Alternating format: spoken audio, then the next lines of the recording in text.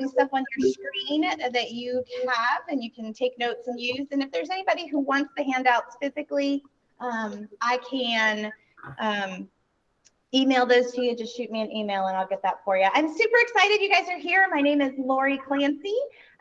This is with the Student Life Committee, and we are doing a session on healthy relationships, how to develop relationships, empower, and enhance growth. And those on the Google Meet, I can't always see you, so holler if you have questions, okay?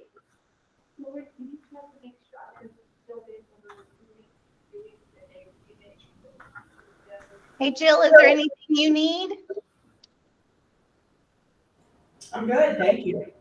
Awesome. Well, we are super excited for you guys to be with us today. So it's always my goal that we get a lot of useful, helpful information. I always want you to have takeaways. So, of course, the teacher in me has to have learning objectives. Our goals for today, we're going to learn what a healthy relationship looks like, what those characteristics are. Why do you feedback?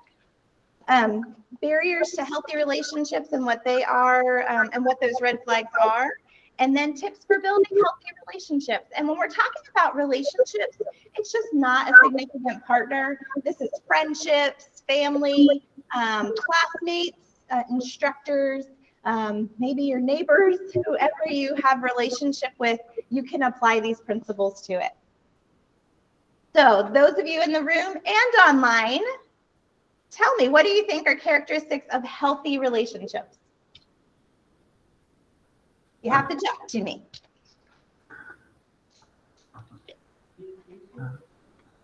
Communication, absolutely. That's a good one. Okay. Reciprocal. I saw reciprocal. Pull that back up. Honesty. Yep. Grace, absolutely. Anybody else in here? Supportive, yep. Are you boundaries? Okay. She's been in one of my talks before, Miss Cheryl has. Go ahead. Did you have one? No, okay. All right. So you guys are right. We're on the right track. A healthy relationship, one of my big statements that I love is you have rights and I have rights. And so if you kind of think about, like, I have the right to say yes or no, but so do you. So if I ask you to take the trash out, you could say yes or no, right? But you have that right either way. So you have rights, I have rights. It means that you don't always get to tell me what to do and I don't always get to tell you what to do. So we both have to respect each other's rights. And I think in the season that we're in and the culture that we live in, this is a really important one to understand.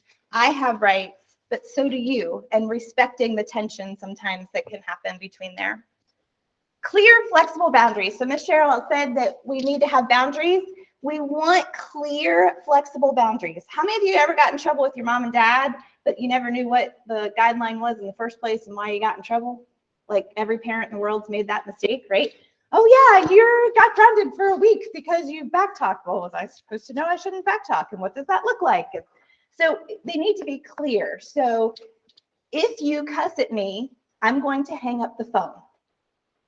That's one of my personal boundaries. So I'm not going to stand there and listen to you cuss at me over the phone or texting, either way. Just know ahead of time, that's the end of our conversation and we'll talk again when everybody's calm, right? What's a clear, flexible boundary that you guys have? Anybody have one in your relationships?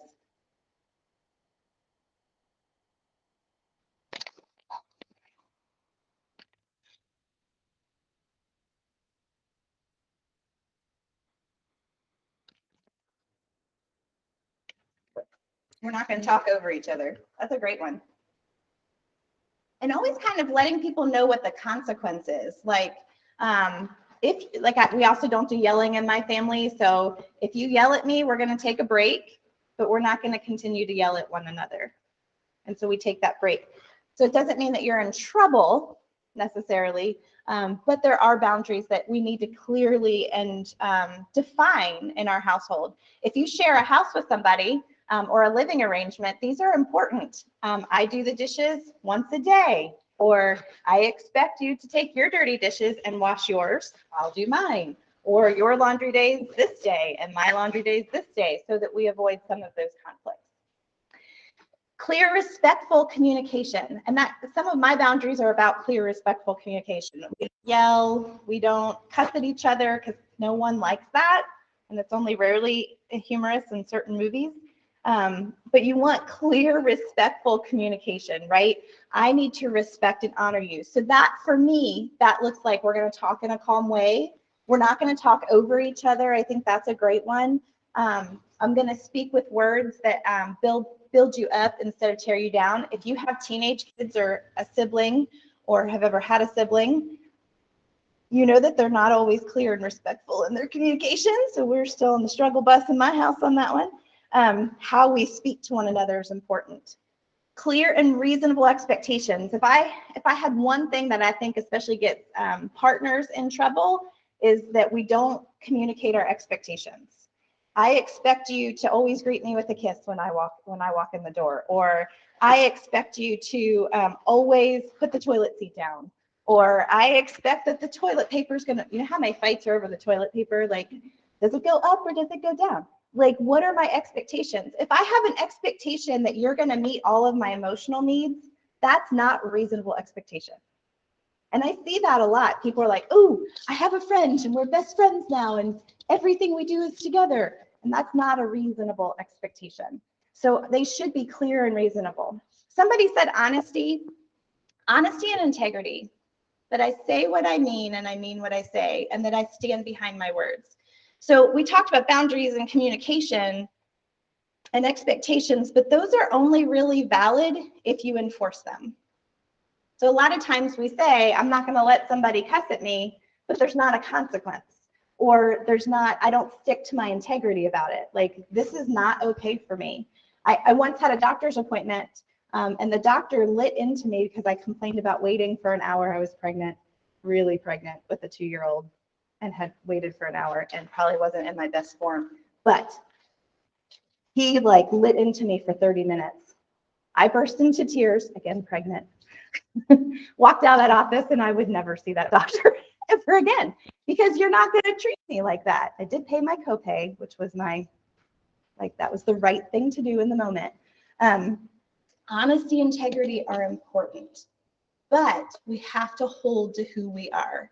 And so if we let people push us with communication and boundaries and expectations, we're not staying true to who we are, and that integrity is important. The next one is empathy and compassion. You ever have a bad day? Are you ever moody? Are you ever unreasonable? We all are, right? We need to have empathy with others. Empathy is, what is it like in their shoes? What was it like for my best friend's day today when they got in a car accident, or they got a bad phone call, or their significant other broke up with them? Having that empathy and compassion, what is it like from their perspective? Compassion is what we all need, right? And something that we don't have lots in our culture that I'm hoping we can grow again is just the ability to have compassion, to love people as they are, and to really kind of reach out with that. Physical, sexual, emotional boundaries are respected with no serious injury. The reality is, physically, sexually, emotionally, people are respecting my boundaries. There should never be a serious injury. Okay? And there's times that we're going to offend each other, because that's relationships. I have never been in a relationship where my feelings didn't get hurt or I didn't get offended, but there shouldn't be serious injury. So if you kind of look at it like physical injury, you have a scrape, right? And it heals within a day or two, no big deal. You have a deeper wound, that's something we need to talk about, but a serious injury is one that would take time to recover from. And so whether that's emotional, sexual, physical, those should never happen in a good, healthy relationship. And my favorite kind of tool in relationships is it's two whole people who choose to do life together. So I see a lot in counseling of people who are like, I need you for me to be okay. And we get that imbalance of if I don't have you, I'm not okay. And that's where things get out of balance. So two whole people who really choose to do life together. I'm okay with who I am. I like me. Bless you. I am good, but I will be better and I can do life better with you. So I'm making a choice. I don't have to have you to be emotionally okay or financially okay or physically okay. I know I'm okay, but I want to do life with you. I don't have to have you. All right, so we're going to look at, I found this cool Healthy Relationships Educator toolkit, which is fabulous. It has all kinds of great things for the instructors out there that want to add stuff to your courses. This is a great website. So I kind of wanted to show you what it looks like from healthy and then getting into unhealthy and then abusive. You kind of see the green, yellow, red, and I love that because we all know what those colors mean if you drive, right? Green is good, yellow, you use caution, red, you stop, unless you're like somebody's like, ooh, red, I gotta go faster. And so that's also not good, right? So healthy relationships means that you're communicating. Somebody said communication earlier. We talk openly about our problems. It is okay to have problems. Right? Have you ever had a relationship where you didn't have problems? Unless it was like kindergarten and life was good and you just shared the toys and everybody got along, right? So we have to talk about our problems. If I don't communicate something is a problem, how can my friend, partner, whomever work on it? Like if it really bothers me that you leave the cabinet doors open, just a true statement, it really bothers me when people leave the cabinet doors open. My son actually had to come down twice last night because he leaves the cabinet doors open. My husband of 25 years has gotten that concept and he's really good. I don't have to remind him at all. But I have to communicate, hey, these doors do two things. They open and they shut. Isn't that cool? And he's 14. So we listen to each other, but I have to communicate, this is important to me, okay? Respectful, you value each other as you are. And you respect, and the new one, I love that they include digital boundaries because that's kind of, as we communicate more and more digitally, does my husband have the right to look at my phone anytime he wants? Do I care? No. But do I have some privacy? Can somebody hack into my Twitter account and post? Is that okay? Right? Can somebody take advantage of some of my digital world or email for me or send something for me? I need to also have respect over my digital world too. Okay? That's becoming a bigger and bigger part of our lives. Trusting others. You believe that what your partner has to say. You do not feel the need to prove each other's trustworthiness. That's a big thing I see in especially partner relationships. If somebody has been cheated on and they're kind of vulnerable in that area, they tend to be really touchy. Their new partner needs to say, look, I'm not the old person. You've got to trust me for who I am unless I screw up. Honest, that you're honest with each other, but you can still keep some things private. It is important to still be you, right? I don't know that there's any other human on the planet that knows everything about me, right? There are some things I'm going to keep private. Equal, that we make decisions together and hold each other to the same standards. That's kind of hard, right? Especially if you guys are in school right now, it's hard sometimes because you've added school. And I have had conversations with students, okay, taking 18 credits and working and mom. So can your partner take care of the house for the next 4 months? Can they cook, clean, get the groceries, do all of those kind of things? It's going to be out of balance for a little bit, but it's a short period of time because you've added this, this, and this. But communicating that ahead of time, normally it's equal. You know, we take turns doing the dishes, we take turns cooking, we take turns doing the trash, we take turns paying, whatever, that you have some of those equal standards. And then enjoying personal time. Everybody should have friends that they hang out with that you don't have just one person that you hang out with, that you respect each other's needs for time apart. We all need time apart. You remember back to the quarantine, you needed time apart. You can only take so much time with people, right? So that's kind of our healthy green light section. And then the middle, this is where we start shifting, not communicating. When problems arise, you fight or you go into your turtle shell and you keep your turtle shell protecting you and you don't communicate your needs. And I'm going to especially speak to the ladies in the group. We really can't have our minds read. That's a true thing. And it's an unrealistic expectation to expect other people to read our minds. And if the guys do that too, same boat. Like we have to communicate our needs. Disrespectful, one or both partners is not considerate of the other person's feelings or appropriate boundaries. And we may not know that we violated someone's boundaries until they correct us, right? Or we need to make that correction. Not trustworthy. One partner doesn't believe what the other one says. well, you told me you're at the doctor's office and I drove by the doctor's office and your car wasn't there. Or you told me that you were going to get groceries and there's nothing in the house. All those kind of things is questioning. Dishonest, that one or both partners tell lies. So we start looking at whether it's a partner or a friendship or a relationship, that both people are lying to one another. Oh, and then one of our personal favorites is just trying to take control. How many of us have done that? I get stressed, I'm going to control more. Pandemic kind of brought that out because we want to control as much as we can control, right? And we can squeeze the life out of people by not giving them their space. So it is really important to recognize if somebody's trying to control you or if you're trying to control someone else, that we really need to be able to have choices and make decisions. And only spending time with that one person, again, it's important to have your own hobbies and things that you both enjoy doing. Then we're going to go more to our red light, or which looks more like orange up there. We're going to talk about abuse. So abuse is occurring in a relationship when one of the people in the relationship communicates in a way that's hurtful, threatening, insulting, or demeaning. And I shouldn't need to illustrate that, right? You all watch enough movies or YouTube videos, or we see what abuse looks like. Disrespects the feelings, thoughts, and decisions and opinions or safety of others. So if I say, I really love Chinese. Chinese is gross. How dare you like that? That's stupid. You're an idiot. What, you want to go to Asia? So that's demeaning language. Like, I get to have my opinion, even if we disagree, right? Because life would be boring if we always agreed on things.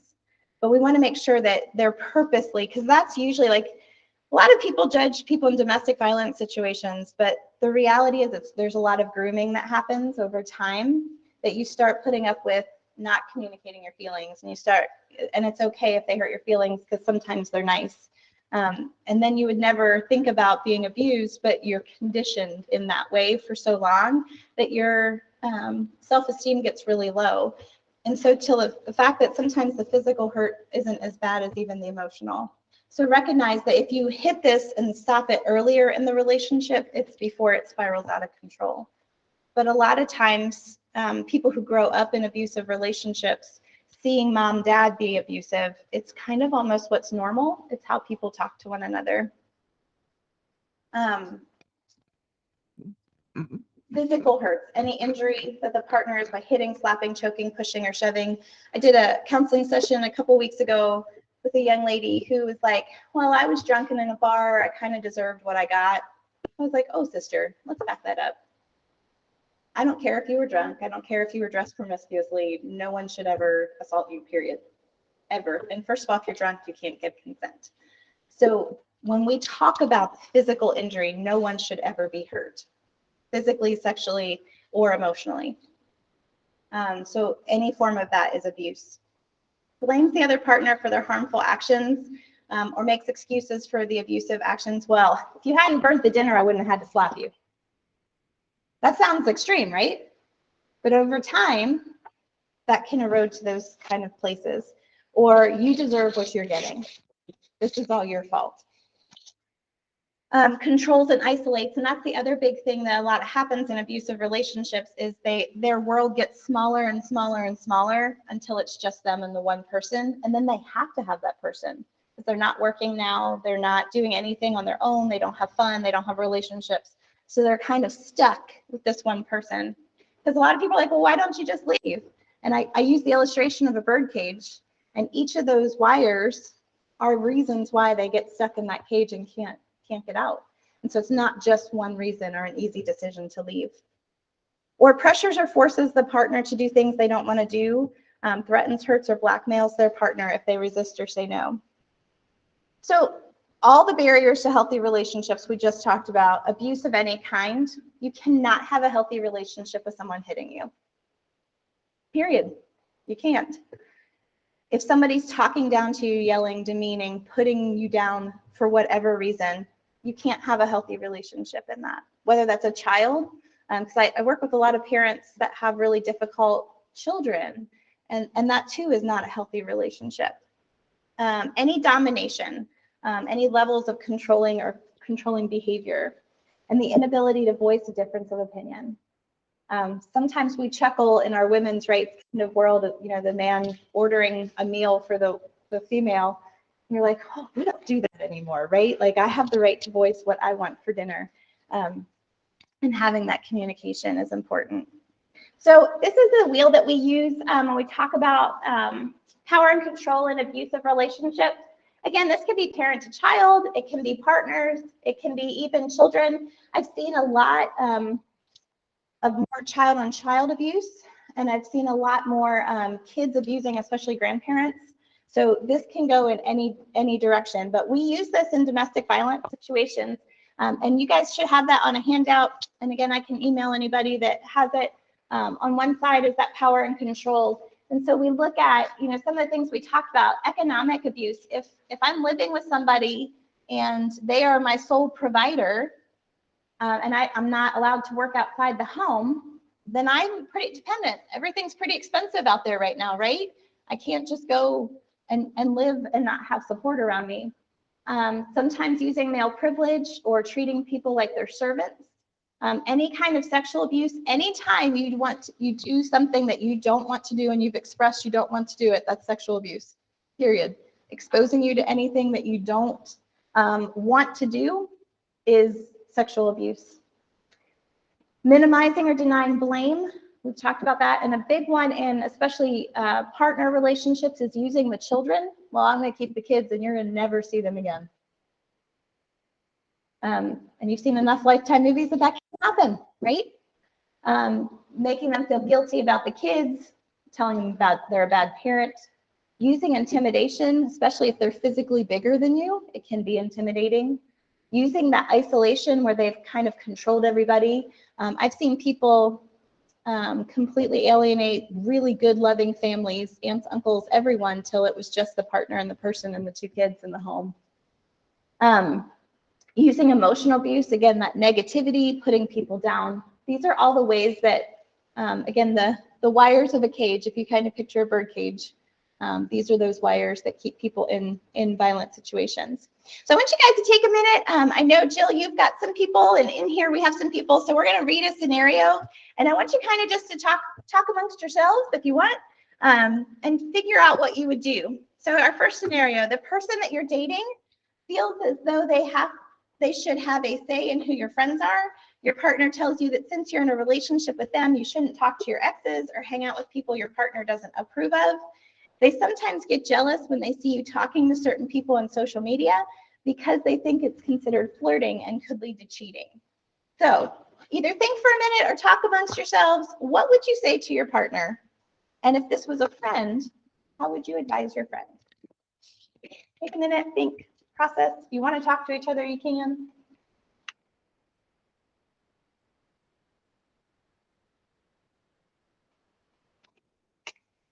I always want you to apply new learning. So we just went over what is abuse and what's health. Where does this kind of fall in? Is this healthy? Is it kind of middle grade or full abuse?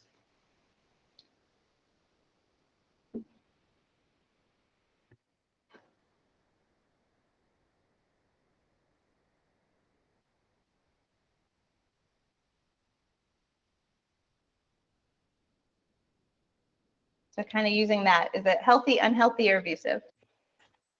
What do you guys think?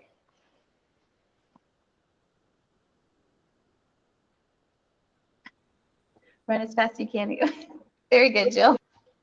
I think I would be inclined to really try to figure out initially where that's coming from, like if there's a history or something like that, just but to try and better understand what led into that.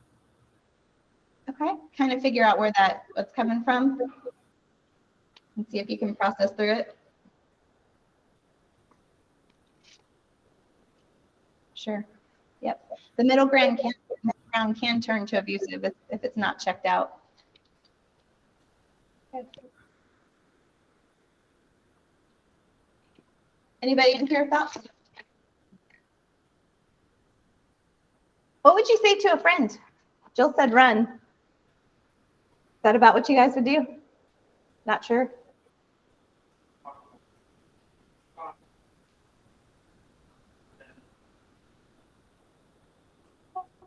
And maybe set some boundaries, like I'm going to have my friends, or this is important to me to stay connected. Yep.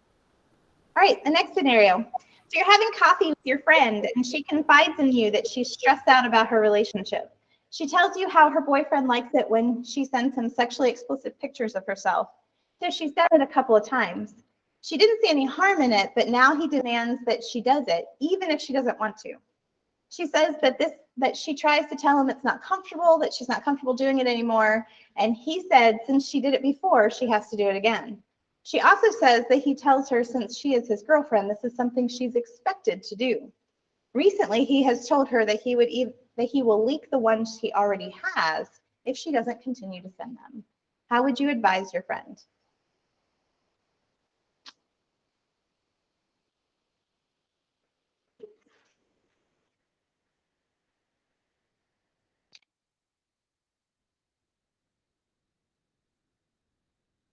So healthy, unhealthy, or abusive?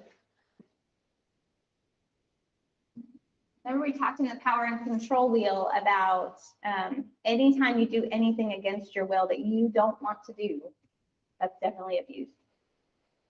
Abusive, yep. And Jill says run. Sometimes it's good to run. Right.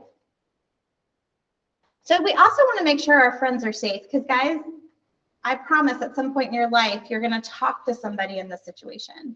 This is especially a big deal in middle school and high school, where we take selfies all the time. And so boyfriends ask for those selfies. They send one.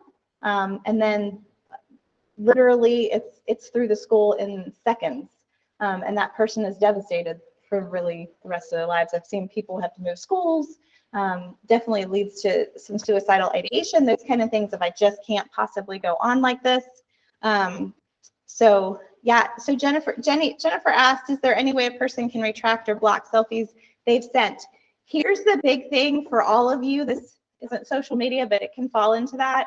Anytime you hit send, it's gone. Even on Snapchat, where it only lasts for 10 seconds, if somebody takes a screenshot, you cannot, when you hit the send button and it's gone, and you have zero control over it at that point. And that's really the scary things. So definitely happens. So here's the thing, Jill asked, is there legal help for that? So part of the problem is, yes, there can be, but if I'm 17 or 16 and I take a naked selfie and send it, I've actually just distributed child pornography myself. So I can be just as liable legally as anyone else who sends it. So if you are under 18, that is considered child pornography.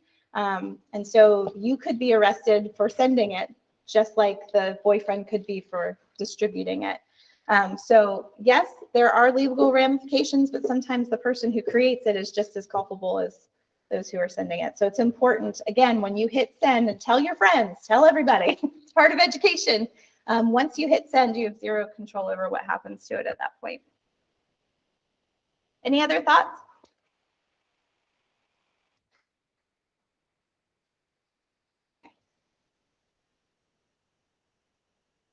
All right, so on the flip side of at least the papers in here, I also want you to kind of look at equality. So what healthy relationships are.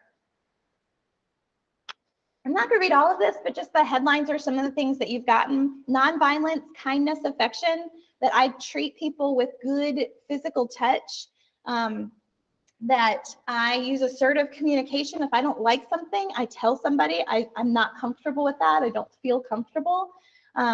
Practicing balanced, open dialogue. That hurt my feelings when you didn't take out the trash this morning like I asked, when it was really important to me that you do that. Then the dog got in it and I got home, and so now there's trash. We're cleaning that up, right? So use assertive communication. Use honesty and accountability. The reality is boundaries are like guardrails, and so we have to enforce our boundaries in a polite and kind way so that when people hit them, they don't fall over the cliff of our relationship, but that there is some consequence. So if I keep doing the same thing over and over again and I don't know it affects my partner, once I do hit that guardrail and they kind of blow up at me, oh, like, okay, so this is not something you're okay with. We need to have that conversation with them. We need to be honest. And we need to be honest with ourselves. Like, why am I okay with somebody treating me in this way? Why am I trying to control this relationship? Because it goes both ways. We might be the person doing the unhealthy behaviors. So we want to be honest, but we have to have accountability. We also want to have support and personal growth. We should never be like, I have arrived. Like, I'm there. I have perfectly healthy balance of work and relationships and school, and I've got everything under control. Like, I am arrived. Yeah, nobody gets there, okay? Because we all have things that we're working on for our own self-confidence, for our growth, to push us to be able to do new things. Our partners, our families should be excited for us to try hard things. If you're in school, that was a big change of pace for you, right? And so we want our families and friends to be supportive of us, to encourage us. Yes, you can go on from Southwestern and get a bachelor's and get a master's and a doctorate. Go for it. We also should be doing things that make us feel good. You know, I'm a big fan of fun. So you should be having lots of fun, doing things that personally grow you and enrich you, doing things with other people that personally enrich you and grow you. We want to be inclusive and independent, and that kind of sounds, how do we include other people? We want to respect the independence and acknowledge those times that we do need each other. Like, we can't do life alone. That was one of my big lessons from the pandemic. Like, we have to have community. We have to have people to do things with. And that's important to have different people too. I love learning from different perspectives. I love when I have an opportunity to see what a different culture is like, or being able to see things from a different perspective that I've never had. I think that's super important. And while negotiation and fairness, while not everything in life is fair, because we're going to hear that comment a lot, that's not fair. The reality is we try to be fair in our relationships. I don't know what your families were like growing up, but you know, that everybody got an equal value amount for Christmas, or that we, you know, somebody gets something at birthdays, or whatever you do in those relationships, that there's fairness, that not 4 kids got something and 1 kid got nothing. Those kind of things are very hurtful. So we want to have compromise. We want to have win-win solutions, not lose-lose solutions, right? So we try to negotiate those. And sometimes if you're a parent, you feel like you're negotiating all the time among siblings, or if you are the oldest sibling, you're negotiating all the time with your siblings, right? Boundaries and respecting those, not being jealous of those, accepting quality acceptance, really understanding that I might not agree with you, but I can accept you. We can have totally different opinions, and there's a plethora of opinions out there to choose from that we could be different on, but I'm going to respect where you come from. And consent to safe sex. We did, several years back, we did a whole sexuality day, and we talked a lot about this.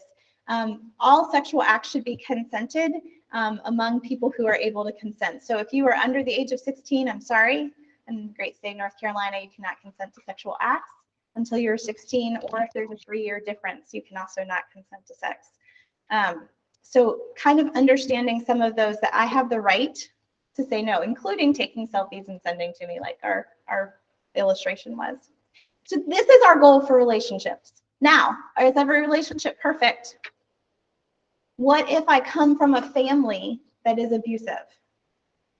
What if I'm still living with that family? How do I handle that?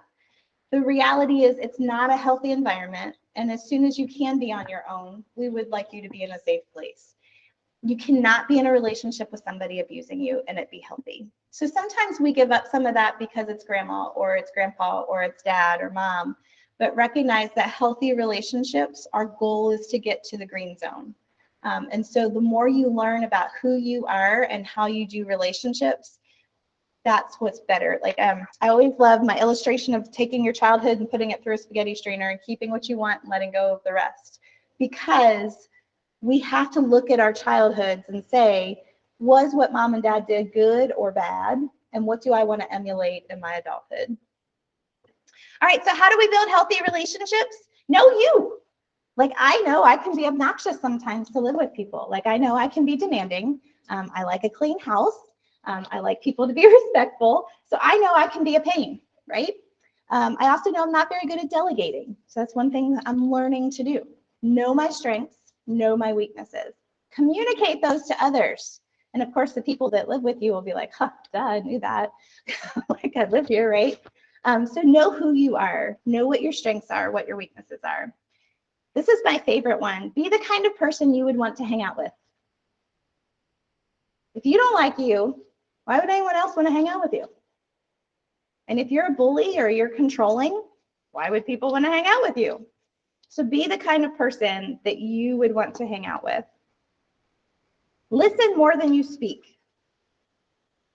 That's a hard one for me, but we were created with 2 ears and 1 mouth for a reason. And sometimes that one's a hard one for me, but listen more than you speak. Be genuine and authentic. I love teenagers. They're my favorite group of humans because they have a good BS meter. And so you have to be genuine and authentic when you're with kiddos because they can see if you're not, if you don't really like them, or if you're just doing your job, or if you have to be there, they'll call you out on it. Be genuine. Be who you are. Okay? Be flexible. We should be all good at that, right? I think we're flexible out. Is that a word, flexible? Probably made it a verb and it's not. I'll get caught by the English department on that one. But be flexible in your interactions. If you really, really wanted to go out to eat tonight, but somebody else just wanted to stay home, could you do takeout? Could you order a delivery or Grubhub or whatever floats your boat? Like, what is your flexibility in that?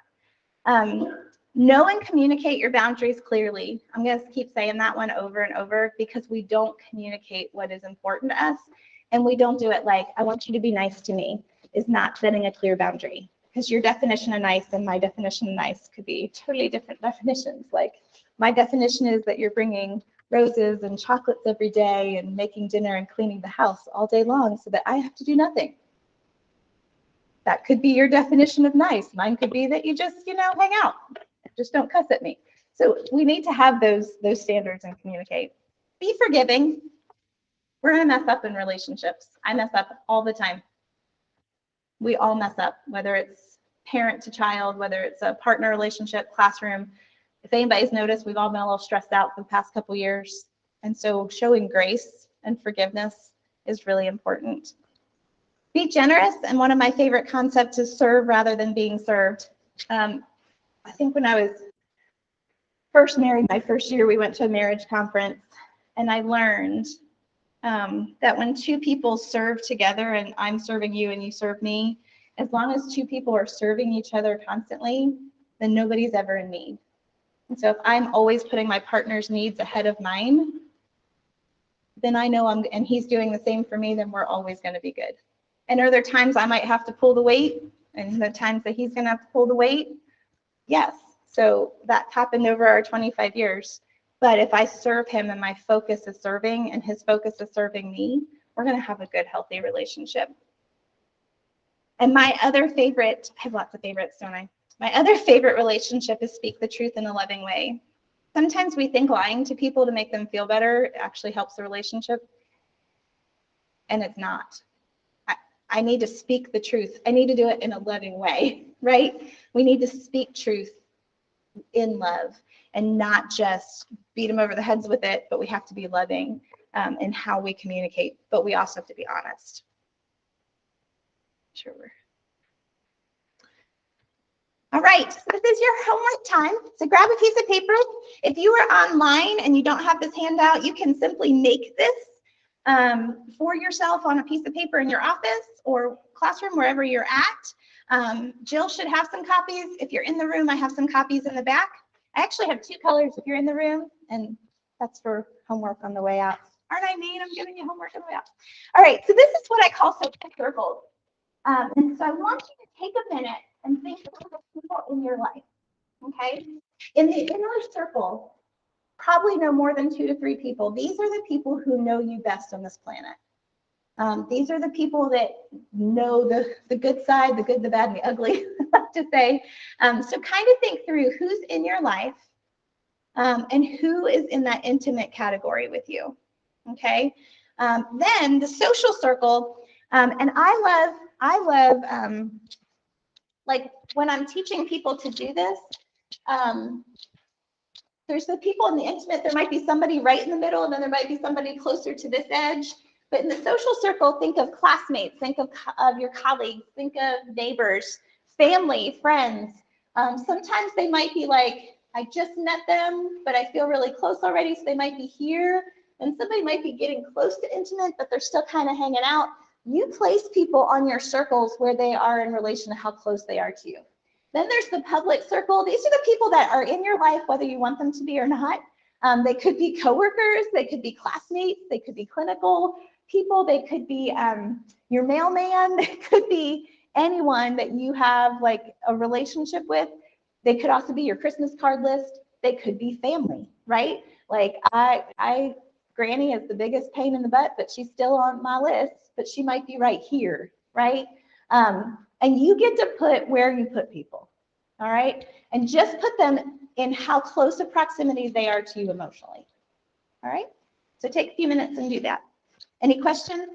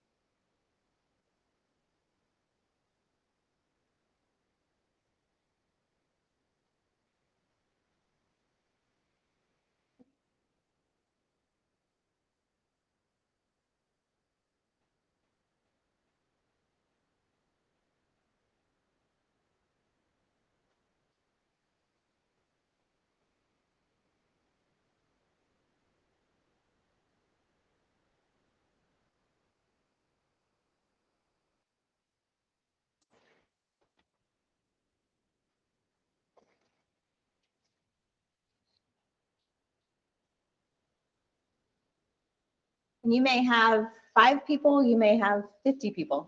I don't know how big your circles are.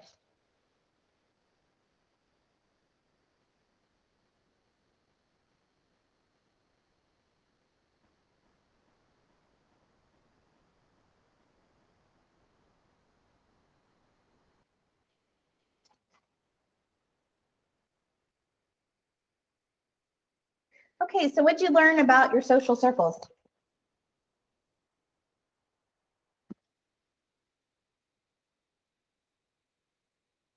You like them?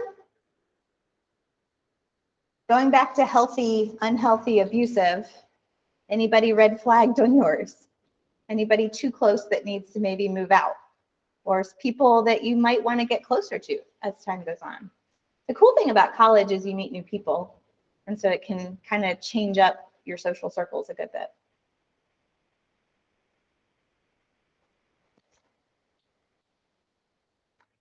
Here's what I want to leave you with on this particular activity. You control your social circle.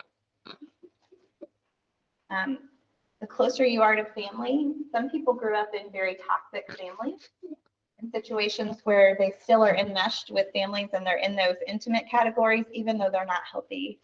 And I want to give you permission that you are in charge of your social circles. And if there's somebody that is abusive, start pushing them out emotionally. They don't have to be off your chart.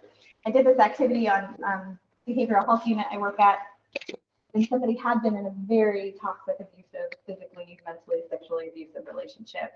And she had separated from her. And so we did this activity, and she put him like right here. And I was like, do you want him on your page? Well, no, I won't go into what she called him. But I said, well, you're in charge of your circles. You don't have to let him back in. And her eyes got big, and she's like, really? You mean I don't have to have him in my life? Yeah. Now, if your partner and you have children together, that can cause some, like, they're going to be in your life, but we're going to put real, real strict boundaries. And they might be like right here, like they're in your life only because you have shared custody or they have visitation, but we're going to meet at a police department or we're going to meet at whatever kind of situation that's super safe. I want you to be empowered that you have control over your relationships. You can still have Granny on your chart. She just doesn't need to be in the intimate category. Does that make sense? And if any of these guys were red flagged, anybody on your page, know that let's start putting things in place to start helping you have better boundaries with them. Okay? Just for resources, I'm a big fan of resources. If you're in the room, there's tons of resources on the back table. For you guys online, what if I know somebody's in an abusive relationship? We have a fabulous Center for Domestic Peace that's in Macon and Webster, and so they are awesome. We also have this 800 number. One of the reach that we have in our area, and there's a really strong one in Haywood and a really strong one in Macon. They provide housing, they provide childcare, job placement, they provide free legal aid. They have the wealth of resources to help kind of eliminate all those barriers that we talked about with the birdcage that keeps people trapped. They really do address every single one of those to get people help. So we have that resource. I also want to talk to you about the Bill of Rights of Relationships. Isn't that fun? Found this online. I just loved it. So I want to empower you guys today. You have the rights. You have rights in your relationship. Everyone does, and those rights can help you set boundaries that should be respected by both partners in a healthy relationship or people, if it's parent to child, if it's siblings, if it's friendships, classmates, colleagues. You have the right to privacy, both online and off. We have a right to privacy. You have a right to feel safe and respected. You have the right to decide who you want to date or not date, and you have the right to say no at any time to sex, drugs, alcohol, relationship, even if you've said yes before. You have the right to hang out with your friends and family and to do the things that you enjoy without your partner getting jealous or controlling. Shouldn't have to pay for that. I should be able to go do something that I enjoy, whether that's scrapbooking or painting or whatever I enjoy. I shouldn't have to feel like somebody's going to be mad at me or I'm going to have to make up and do this, this, and this so I don't get in trouble for doing the things I love. You have the right to end a relationship that isn't right or healthy. And that's hard. I'm not saying any of this is easy because we get in hot messes because it's hard to have good boundaries sometimes. But even if that's with a family member, I work with a lot of people in recovery, and so we have to have hard decisions about who can you hang out with. And if that means you can't hang out with your dad because he's always drunk, then we're not going to hang out with dad. And dad, whenever you're sober, I'd love to hang out with you. But it's okay to have those boundaries. You have the right to end a relationship that isn't healthy for you. You have the right to live away from violence and abuse. You should not have to, no one should ever be hurting you physically, emotionally, or mentally. All right. So, action steps. This is the homework, okay? Evaluate your relationships. And I mean all the ones you just wrote on your social circle, from the most intimate all the way to the mailman or whatever. I had a cool mailman. We talked all the time, so I keep referring to him. But evaluate your relationships. Are they healthy? Where are they at on that spectrum of healthy, unhealthy, or abusive? Because like you guys said, if it's unhealthy, it might just be that person's in a bad pattern right now and they need some help. They might need some extra support. I always tell people, give what you're willing to give freely. You should never be like, oh, here comes so-and-so, I have to be supportive. Give to people what you have to give to them. And then when you're done, you're done. Evaluate those relationships. Evaluate your behaviors. Are you someone that you want to hang out with? Are you controlling? Do you ever have unhealthy behaviors? Which relationships on your social circles is that a struggle with? Then if you want, there's a different color of your social circles in the back, or you can just use another one. It doesn't matter. But create the social circle the way you want it to be. If you have folks on your social circle that it's not healthy or it's not in a good situation, If you were to define your social circle with really good, healthy relationships, what would that look like? So feel free to take another set of circles and like look at it. Like if I am going to move this person a little bit this way, I'm going to move this person a little this way. I'd really like to get to know so-and-so. Maybe they could come into my inner circle at some day. We also don't take people that we just meet yesterday and put them in the inner circle either. So that's a gradual go. And I love this exercise. I've done it over the years personally and with people to see growth. If I'm not in healthy relationships now, how can I see growth as we go? Start slowly sharing a boundary you want to enforce. You know, Rome wasn't built in a day. However old you are is how long you have been developing, right? So if you have some bad habits or some unhealthy habits, take a minute and say, okay, what's one boundary that I feel like I can enforce? Or what's one communication thing? What's one thing out of this presentation I can take and put toward those relationships? Don't overwhelm yourself trying to change everybody at one time and shifting everybody at one time, okay? If you are in a dangerous situation, access resources to get the help you need today. We have so much support on this campus, whether you're an employee or a student, get the help that you need.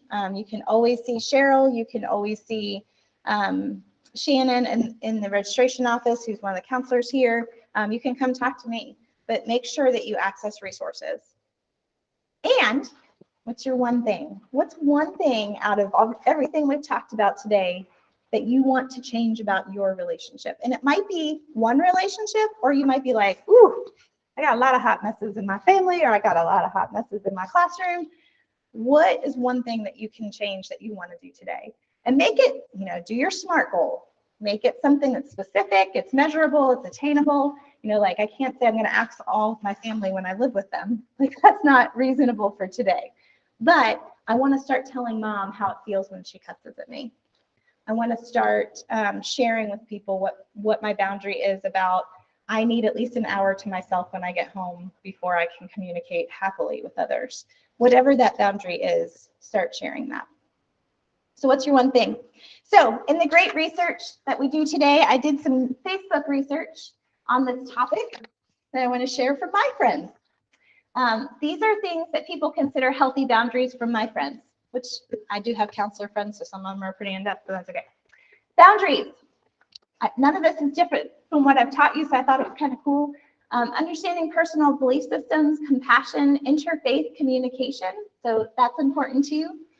Communication, truth, and that word selflessness. Being completely honest, definitely communicating, being genuinely interested in what others have to say, listening and eye contact to be your true, authentic self. I love that one. That was one of my faves. Non-judgmental attitude. Ooh, aren't we good at judging in our relationships? I am. I'm being honest. I want to be honest, right? Super judgy sometimes. Open communication. Are we good listeners, or is it always about our needs that we're trying to get met? Connection without having everything the same. Showing love and faith, serving without expectation. Communication, honesty, loyalty, selflessness, mutual respect. Treat people the way I want to be treated. Self-confidence, mutual trust, honoring one another, believing the best about the other. Ooh, I like that one too, right? I'm going to believe the best in you. Choosing relationship over being right. That one's hard. Protecting each other's hearts at all costs. Choosing empathy, expressing joy, sharing burdens, taking sadness, valuing experiences and shared memories that no other ones have. Being educated on the other person's mental health. I got to say something about that one. That's one of my kiddos I had when he was in middle school, and he's like a big grown-up now that has an actual job. And I love that he said that. Made my therapist's heart so happy. The ability to see things from somebody else's perspective and listen. Try to process and breathe before responding. So that's my Facebook research on healthy relationships. I can show my age. It's not Twitter or TikTok. But you do not want to see me TikToking. So questions, thoughts that you guys have about healthy relationships? Does everybody have their one thing? Yeah. Take any of the resources, and again, if somebody wants them, feel free to email me and I'll shoot those to you. I want my hope and one of my life dreams is that we have an abundance of healthy relationships to where we push others who are abusive to realize that that behavior is not okay, and I'm not going to tolerate that. And I'm going to do my part to have healthy relationships. And some of that means that some people won't be in my life because they can't respect my boundaries. Or they can't respect that I'm just not going to be a negative Nelly, or I'm just not going to sit in the mud for very long. Like, we can sit there for a minute or two, but I'm not going to live life in that unhealthy stuff. And that's a choice that we make every single day that we do life. So I hope you take your social circles. If you like them, awesome. If you don't like them, start working on them. So thanks, guys, online. Stop sharing. Now you're on the big screen, everybody.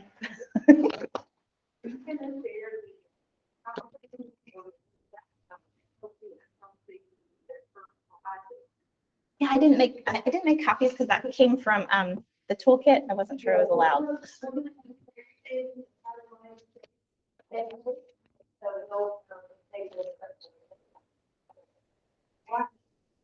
But if you go to the Healthy Relationships Toolkit, they have all of that in there. I just didn't want to make copies of that because of the copyright issue.